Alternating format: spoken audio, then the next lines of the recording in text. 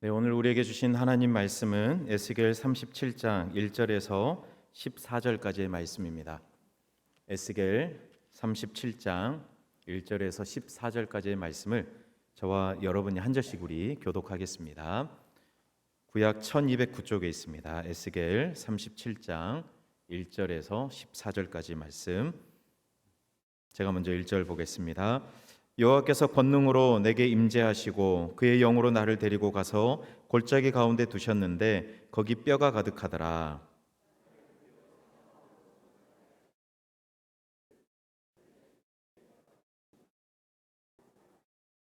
그가 내게 이르시되 인자야 이 뼈들이 능히 살 수 있겠느냐 하시기로 내가 대답하되 주 여호와여 주께서 아시나이다.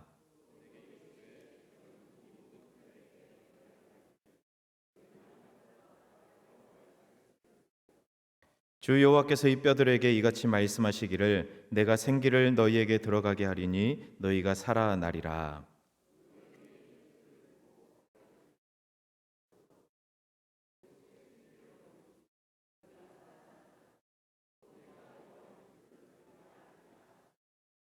이에 내가 명령을 따라 대언하니 대언할 때에 소리가 나고 움직이며 이 뼈 저 뼈가 들어맞아 뼈들이 서로 연결되더라.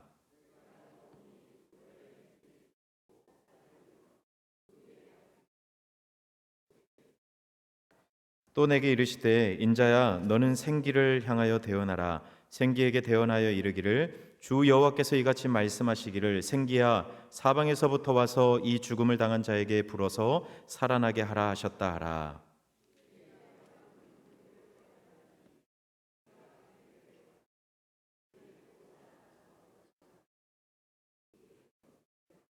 또 내게 이르시되 인자야 이 뼈들은 이스라엘 온 족속이라. 그들이 이르기를 우리의 뼈들이 말랐고 우리의 소망이 없어졌으니 우리는 다 멸절되었다 하느니라.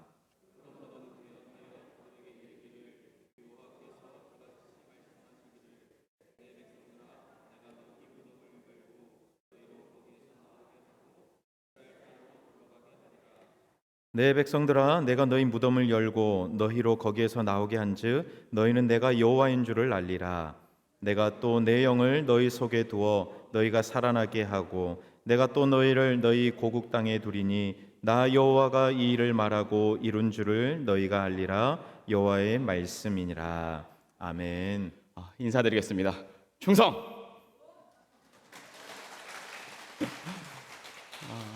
네, 저는 육군 제1포병여단을 섬기고 있는 육군 대위 문은균 목사입니다.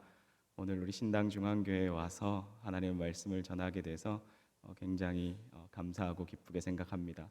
오늘이 특별히 굉장히 의미가 있는 날이죠. 6.25 한국전쟁 75주년이 되는 그런 날입니다.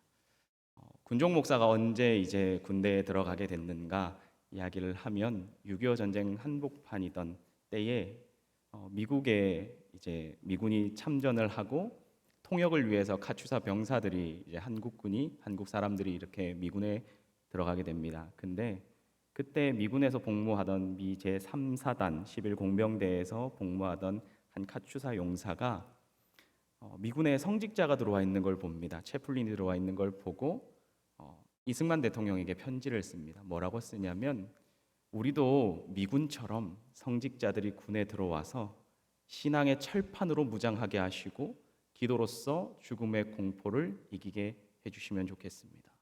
그런 편지를 용사가 대통령에게 씁니다. 그 편지를 받은 이승만 대통령이 지금까지 왜 이걸 생각을 못했을까? 그리고 대통령령으로 지시를 내립니다. 그래서 그때부터 우리 국군의 군종 목사가 파송되어 들어가기 시작했습니다. 그래서 이제 군종이 들어간 지 꼭 75주년이 되는 그러한 해입니다. 한국 전쟁 때로부터 지금까지 이 나라의 군종 목사님들은 우리 장병들을 사랑으로 돌보고 복음을 전하며 그렇게 지금까지 달려왔습니다. 하나님께서 오늘 이 밤에 그 선교 현장의 이야기를 함께 나눌 때에 저와 여러분의 마음 모두에 은혜 주시기를 간절히 소망합니다. 제가 잠깐 기도하겠습니다. 하나님 아버지 감사합니다. 두렵고 떨리는 마음으로 하나님 이 강단에 섭니다. 그러나 주님께서 주시는 은혜를 기대합니다. 전하는 자와 듣는 자의 마음이 하나가 되게 하시고 우리의 귀가 열려 하나님의 말씀을 듣게 하시며 우리의 마음이 하나님 앞에 반응하는 시간이 될 수 있도록 인도하여 주시옵소서. 언제나 우리와 함께 하시고 우리 가운데 새 일을 행하시는 우리 주 예수 그리스도의 이름으로 간절히 기도드립니다. 아멘. 우리 군에서는 지금도 이제 6.25 한국 전쟁 때 참전했다가 죽은 이 전사자들 유해를 발굴하는 작업을 합니다.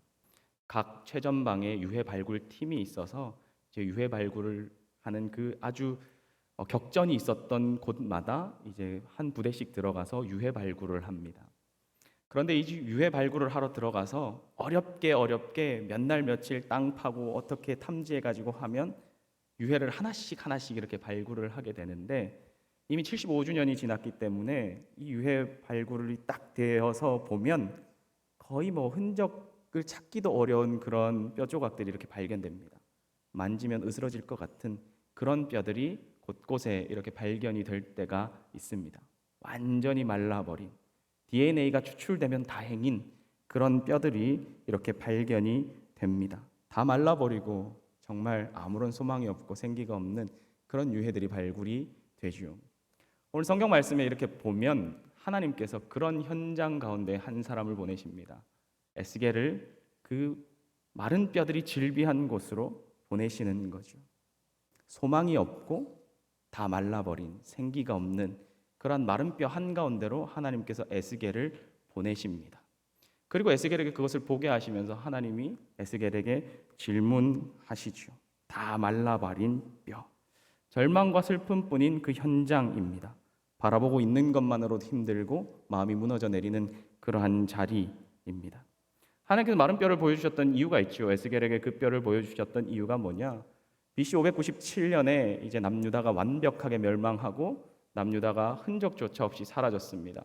그리고 남유다 백성들은 바벨론의 포로로 끌려와서 고된 노역 생활을 하죠. 에스겔은 그발 강가에 와서 노역 생활을 하는 그 사람들과 함께 있었습니다. 근데 에스겔의 이 정체성은 뭐냐면 에스겔은 제사장 가문입니다. 하나님의 말씀을 전하고 백성들을 가르치고 그리고 하나님 앞에 예배하는 그러한 사람입니다. 근데 자신이 그 역할을 감당하지 못하고 있고 지금 이스라엘 백성들도 보면 정말 소망이 없는 그러한 상태 가운데 놓여 있었던 것입니다. 하나님은 그 마른 뼈들이 질비한 그곳에서 에스겔에게 묻죠. 이 뼈들이 능히 살겠느냐? 이스라엘 백성들 그것과 같은데 이 뼈가 능히 살겠느냐? 에스겔에게 그렇게 물어보는 겁니다. 에스겔이 이야기하죠. 하나님, 저는 모르겠습니다. 그러는 거예요. 저는 모르겠는데 주님이 아시지 않습니까? 그런 이야기를 에스겔이 합니다. 그러면서 하나님과 이런 대화가 시작됩니다. 제가 군선교를 시작한 지 이제 11년이 되었습니다. 2014년에 임관을 해서 지금 여기까지 달려왔습니다. 그런데 저에게 군선교 현장은 군인교회는 참 힘든 현장이었습니다. 왜 그런가 하면 저는 교회가 너무 익숙한 사람이거든요. 저희 아버지가 목회를 하시는데 제가 목사 아들로 20년을 살았고 신학생으로 7년 살고 그리고 바로 군대에 입대해서 갔더니 당신이 이 교회 담임 목사입니다 그러는 거예요. 제 나이가 27살 때였습니다. 27살에 가서 이제 첫 예배를 딱 드리는데 정말 참 암담하게 제가 첫 예배를 드렸는데 용사들 형제들이 이제 한 40명이 와 있어요.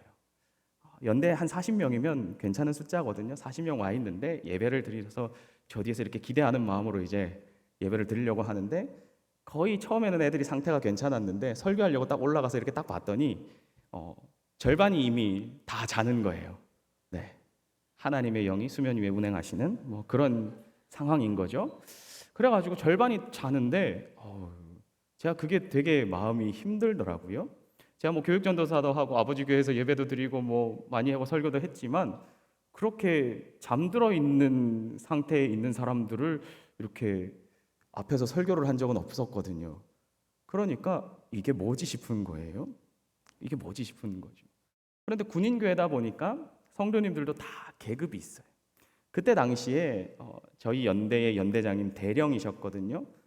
근데 대령 집사님이 나오셨는데 대령 집사님 첫 예배를 드리고 나서 그 다음 날 월요일 날, 원래 목사들은 월요일 날 쉬거든요, 여러분. 근데 그 월요일 날 굳이 목사님, 새로 오신 목사님 얼굴 보자 그래라, 차 마시자 그래라 그래서 월요일 날 부르시는 거예요. 부르신다니까 부랴부랴 이렇게 옷을 입고 갖춰가지고 이제 차 마시러 들어갔어요. 연대장님이 그때부터 그분이 이렇게 신앙이 그렇게 썩 좋지 않은 서리 집사님이셨는데 저에게 말씀하시는 거예요. 목사님, 교회는 이래야 합니다. 제가 아까 말씀드렸죠. 제가 목사 아들로 20년, 신학생 7년. 네. 그래서 그 집사님이 교회는 이래야 하는 겁니다 하면서 교회에 대해서 이야기를 하시고 교회 운영을 이야기하시고 막 하시는 거예요. 제가 그 이야기를 듣고 있는데 사실은 기분이 썩 좋지 않은 거예요. 기분이 썩 좋지 않았어요. 그러면서 저한테 군인교회가 어떻게 느껴졌냐면 군인교회 되게 이상한 교회다 이렇게 느껴지는 거예요. 한 달에 보통 이렇게 집사님들이 교회를 나오시잖아요. 꼭 한 달에 집사님들이 2번은 안 오세요. 한 달에 4주인데 2주는 안 오세요. 왜 안 오시는가 봤더니 한 주는 근무를 쓰고 한 주는 휴가를 가세요. 그러니까 뭐 가시니까 신앙이 좋으신 분들인데도 한 달에 2번 교회 참석하시는 거예요. 밖에 교회에서 한 달에 2번 교회 오면 신앙에 심각한 문제가 있다 이렇게 받아들이잖아요. 근데 군인교회는 그게 너무나 자연스러운 거예요. 제가 이해가 안 돼서 한동안 참 많이 힘들었어요. 형제들이 교회 왔다가 이렇게 숙면을 취하고 돌아갈 때 간식 받아가면서 세상을 다 얻은 것 같은 표정으로 막 나가는 거예요. 그것도 너무 싫은 거예요. 말씀을 들은 형제들은 피곤해 지쳐가지고 가는데 막 숙면을 취했던 형제들은 막 기뻐가지고 나가는 걸 보는데 제가 속에서 막 화딱지가 나는 거예요. 제가 그래서 군인교회에 대해서 어떻게 생각을 했냐면 하나님 시간이 빨리 지나갔으면 좋겠습니다. 하나님 제가 정말 의무복무 기간이 3년이었거든요. 하나님 3년 제가 정말 딱 하고 뒤도 안 돌아보고 하나님 나가겠습니다. 제가 그랬어요. 근데 제게 군인교회는 소망이 보이지 않았어요. 뭐 쟤네들 저는 쉽지 않았거든요. 매일매일 매주 설교할 때마다 절망하는 거예요. 오늘은 몇 명이 잤고 오늘은 몇 명이 일어났고 뭐 그런 상황 속에 이렇게 계속 매주를 보내니까 내가 이게 뭐 하고 있는 건가 그런 자괴감이 드는 거죠. 근데 그렇게 가서 시간을 이렇게 지내는데 어느 날 새벽 예배에 앉아서 아무도 나오지도 않아요. 새벽 예배도 나오지도 않는데 혼자 앉아가지고 이렇게 기도하면서 말씀 묵상하고 그러는데 성경을 읽는데 에스겔서 37장의 말씀이 이렇게 눈에 확 들어왔어요. 제 상황이 꼭 그런 것 같은 거예요. 내가 목사인데 새벽 예배에 아무도 나오지 않는 이 현실, 말씀을 전하면 반응이 없는 것 같은 이 현실. 근데 하나님 꼭 저에게 물어보시는 것 같았어요. 은균아, 이 마른 뼈들이 능히 살겠냐? 이 마른 뼈들이 능히 살 수 있겠니? 하나님 저한테 그렇게 물어보시는 것 같더라고요. 제가 하나님 앞에 답변을 못했어요. 그래서 에스겔처럼 사실은 에스겔의 고백이 되게 믿음 있는 고백이 아니거든요. 지금 하나님 맞습니다. 하나님은 하실 수 있습니다. 그렇게 대답해야 되는데 그 고백이 안 나오는 거예요. 제가 그래서 에스겔처럼 그랬어요. 기도하면서 하나님, 저는 잘 모르겠다고. 근데 하나님은 아시지 않겠냐. 근데 말씀을 쭉 읽는데 하늘 뭐라고 에스겔에게 말씀하십니까? 네가 가서 말씀을 대언해라. 그렇게 이야기하죠. 마른 뼈잖아요. 마른 뼈에 말한다고 마른 뼈에 무슨 변화가 생깁니까? 근데 하나님 말씀하시는 거예요. 마른 뼈에게 가서 대언해. 에스겔이요. 잘하는 게 있죠. 순종하는 건 잘하는 거예요.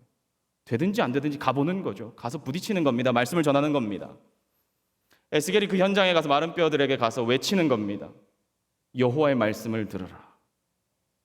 그리고 하나님의 말씀을 대언하기 시작하니까 어떤 일이 일어납니까? 마른 뼈들이 여기저기서 흩어져 있던 뼈들이 와서 붙었다 그러죠. 힘줄이 생기고 살이 차오르고 가죽이 덮이고 그러나 생기는 없었다 그러는데 하나님 다시 에스겔에게 말하라고 시키죠. 사방에 대해서 생기에 대해서 대언하라 그렇게 이야기할 때 생기가 사방에서부터 불어와서 그 마른 뼈들을 일으켜 세우지요. 그리고 뭐라고 합니까? 일어나 보니 극히 큰 군대더라. 그렇게 이야기하는. 제가 이 말씀을 쭉 읽고 제가 결심한 것이 한 가지가 있어요. 이제 나는 모르겠다. 근데 내가 지금까지 잘했던 것, 하나님 앞에 순종했던 것, 내가 잘 모르겠지만 하나님의 말씀을 대언해야 되겠다. 그 생각 가지고 정말 열심히 말씀을 준비했어요. 정말 잠자는 형제들 뭐 있었죠. 있는데 정말 열심히 최선을 다해서 준비해서 하나님의 말씀을 대언하기 시작했어요. 하나님의 말씀을 대언하기 시작하는데 근데 놀라운 변화들이 일어나기 시작하는 거예요. 여러분 군선교 현장이요 녹록치 않아요. 이렇게 보면 참 어려운 현장이에요. 여러분들 이제 오는데 옛날에 이제 군선교 현장을 이야기할 때 그런 얘기했어요. 뭐라고 이야기했어요? 군선교 현장 이야기하실 때 여러분 뭐라고 들으셨어요? 군선교 현장은 뭐라고 들으셨어요? 한 번쯤 들어보셨을 거예요. 황금어장이다. 이런 얘기 들어보셨을 거예요. 황금어장이다. 그물만 내리면 다 잡을 수 있다. 네, 그렇게 이야기했거든요. 요즘 저희는 그런 표현 쓰지 않습니다. 저희 뭐라고 이야기하느냐? 가두리 양식장이다. 이렇게 이야기하거든요. 가두리 양식장. 이 황금어장과 가두리 양식장은 조금 달라요. 일단 가둬는 놨는데 좀 까다로워요. 수온도 맞춰야 되고, 네, 먹이도 적절하게 줘야 돼요. 너무 많이 주면 다 썩고 뭐 그래요. 그러니까 수온도 맞춰야 되고 적절한 먹이도 줘야 되고 제때 이걸 잘 낚아야 돼요. 그러니까 굉장히 좀 까다로워졌어요. 양식장에 있는 애들은 좀 배가 불렀죠, 사실은. 네, 요즘 군 생활이 그래요, 여러분. 요즘 용사들이 월급을 병장쯤 되면 한 150만 원씩 받아요. 그러니까 귀한 게 없어요. 뭐 좋은 거 줘도 뭐 그렇게 막 썩 달가워하지 않아요. 근데 가두리 양식장이니까 일단 가둬놨으니까 저희가 거기에다가 뿌릴 수 있는 것들이 있거든요. 그래서 군선교는 전략을 세웠어요. 어떤 전략을 세웠느냐? 군선교 현장 이야기를 이렇게 할 텐데 PPT 띄워주세요. 군선교 현장이 이렇게 있는데 저희가 전략을 짰어요. 군대는 다 전략이거든요. 그리고 군종 목사님이 머리를 맞대고 전략을 짰는데 어떻게 하느냐? 첫 번째, 우리가 애들이 처음에 이제 군에 입대했을 때 정신이 혼미할 때 잡아야 된다. 그래가지고 신교대와 논산훈련소를 이렇게 거점 삼아서 선교를 하는 거예요. 처음에 이제 민간인이 군인으로 변화되는 시간 5주. 그때를 놓치면 안 된다. 그때가 골든 타임이다. 그래서 신교대와 이제 논산훈련소에 뭘 하기 시작하냐면 복음을 전하고 세례를 주는데 집중하기 시작해요. 그러면서 이제 진중 세례식을 합니다. 제가 사단 신교대도 해봤고 이제 논산의 연무대에 가서 세례식도 이렇게 해봤는데 세례 정말 많이 받습니다. 애들이 힘들고 어려울 때 교회가 위로 안식처가 되니까 교회 많이 옵니다. 거의 훈련소에 한 번 이제 논산 훈련소 같은 경우에는 뭐 한 5, 600명씩 세례를 받고 사단 신교대 같은 경우에는 많으면 막 150명씩 세례를 받아요. 정말 팔 아플 때까지 제가 세례 줘봤습니다. 뭐 하루에 뭐 200명 뭐 200명, 300명 이렇게 우습게 이렇게 세례 줘봤는데 근데 많은 분들이 그런 얘기 하세요. 그렇게 세례 주는 게 세례의 의미가 있냐? 그렇게 이야기하는데 저희는 그렇게 생각해요. 일단 찜해 놓는 겁니다.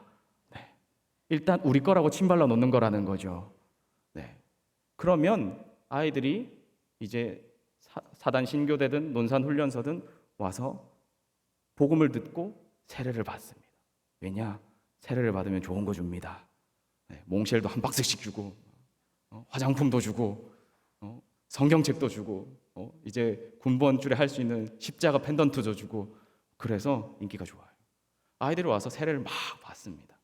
어쨌거나 찍어 놓는 겁니다. 그러면 적어도 아이들이 가서 뭐라고 이야기하느냐? 목사님 저 세례 받고 왔습니다. 그렇게 이야기하거든요. 그래서 군대에서 세례 안 받은 사람들이 거의 없어요.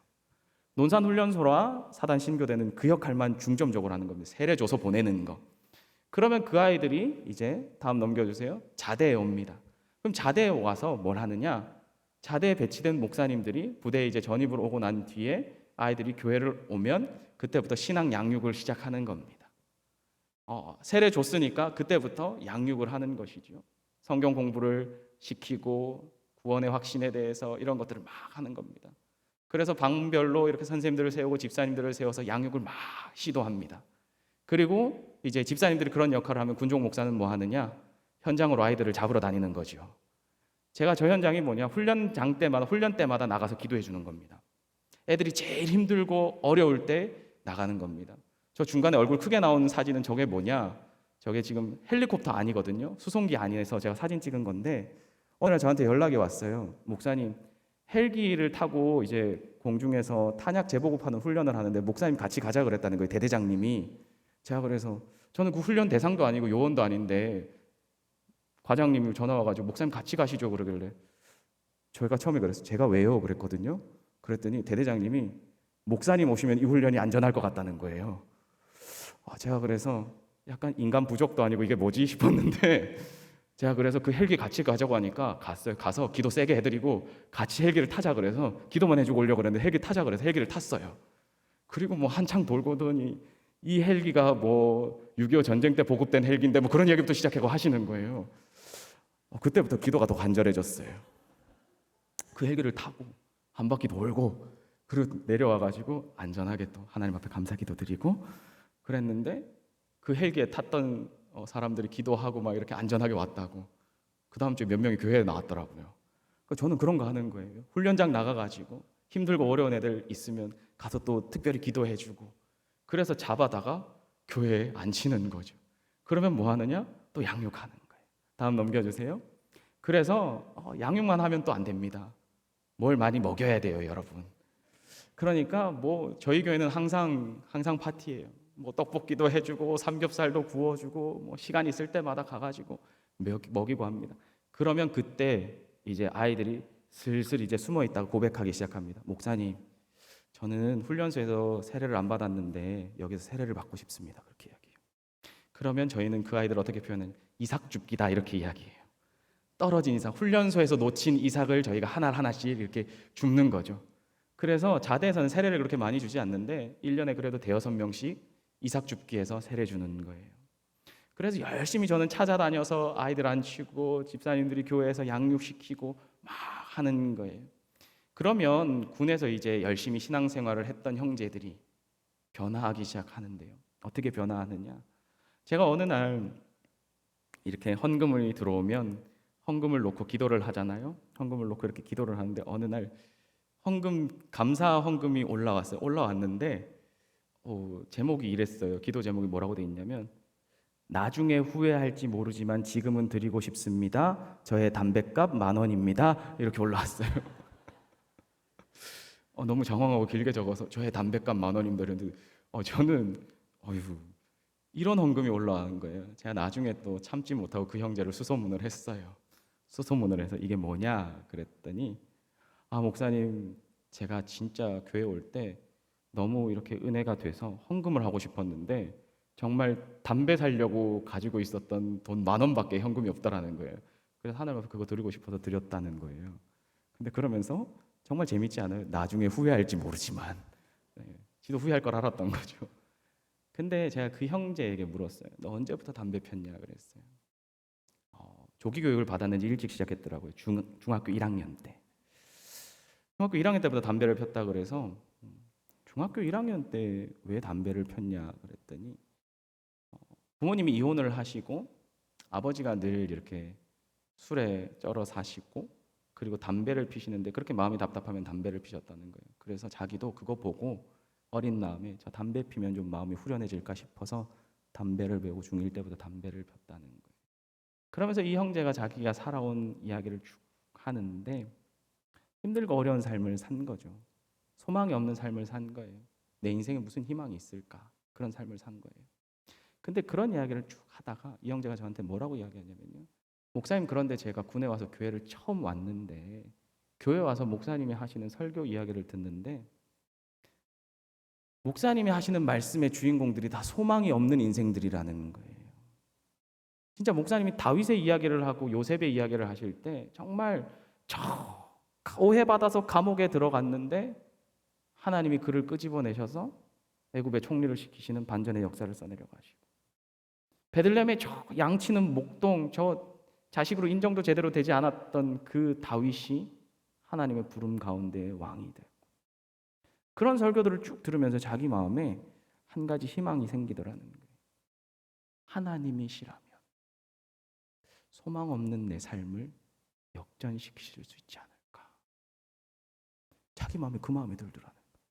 그래서 그걸 생각하니까 너무 은혜가 돼서 그날 감사헌금을 드렸다는 거예요. 그 형제가 나중에 전역을 하고 신앙 좋은 자매를 교회에서 만나서 결혼을 했어요. 저한테 나중에 연락이 와서, 목사님, 제가 군에서 신앙생활 열심히 했는데 밖에 나가서도 좋은 자매 만나서 신앙생활 열심히 잘하고 있어요. 목사님, 하나님이 제 인생을 반전시키시네요. 그런 연락을 받았어요. 그게 너무 감사하고 기쁜 거예요. 여러분, 모태신앙 형제들이요, 군에 들어오잖아요. 군에 들어오면 교회 안 나오는 형제들이 많아요. 저는 늘 이렇게 신병들이 오거나 이렇게 오면, 부대에 누가 이렇게 오면 제가 신상 명세가 있어요. 거기에 모태신앙은 그래도 종교란에 꼭 기독교라고 적어요. 그러면 저는 그 아이들을 가만두지 않아요.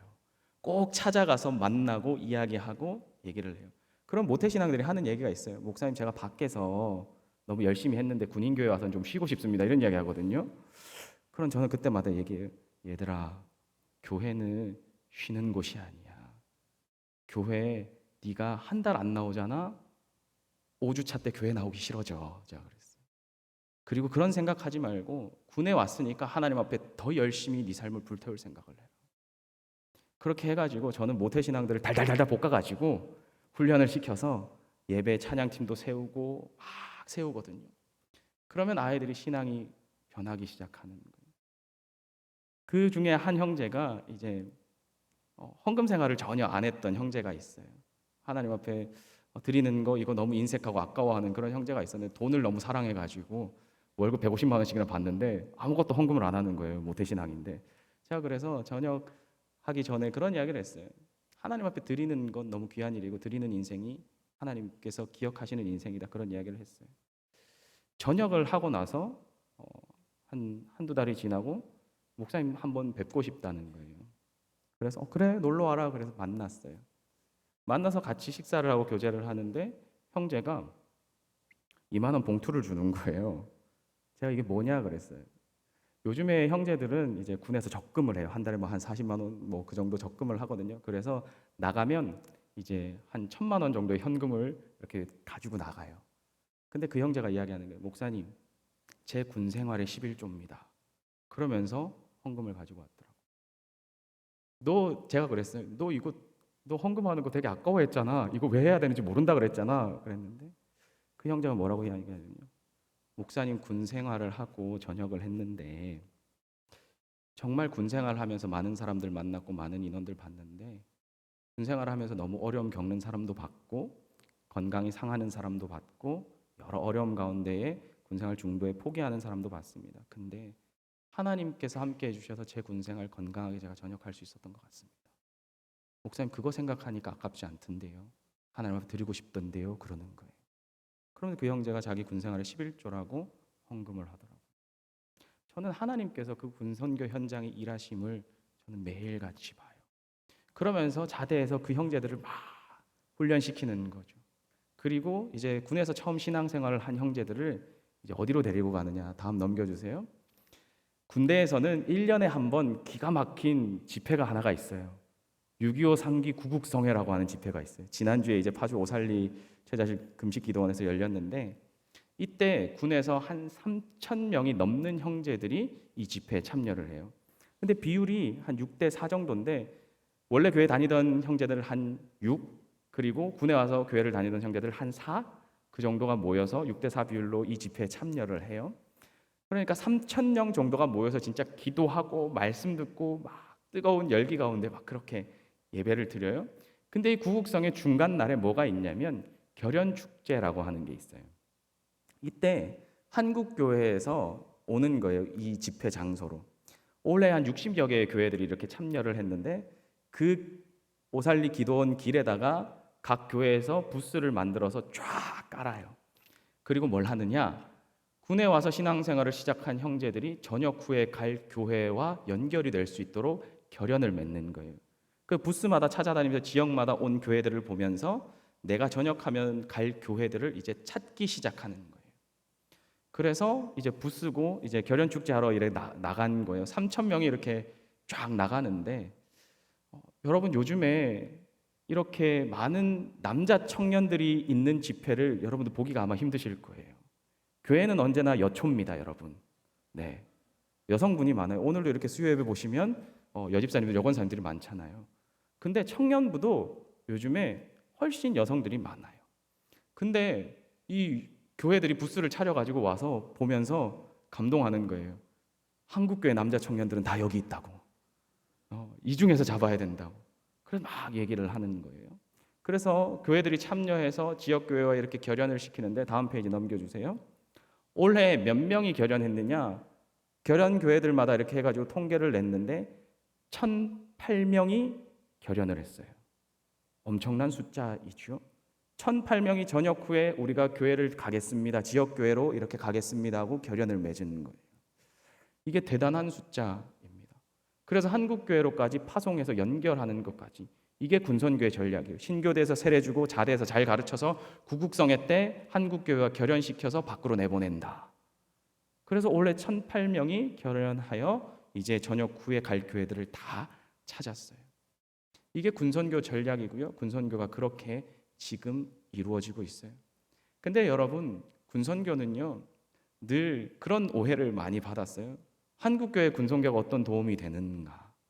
늘 이야기는 하죠. 군선교 뭐 황금 어장이고 군선교 도움이 필요하고 협력해야 되는 사역이라고 얘기하지만 개교회 입장에서 그런 생각들을 하세요.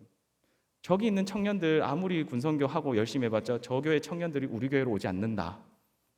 우리가 이렇게 많은 에너지와 선교비와 이런 것들을 지출할 필요가 있는가? 그렇게 이야기하지만 그렇지 않아요, 여러분. 한국교회로 다시 군인교회에서 형제들이 파송되어 나가고 있어요.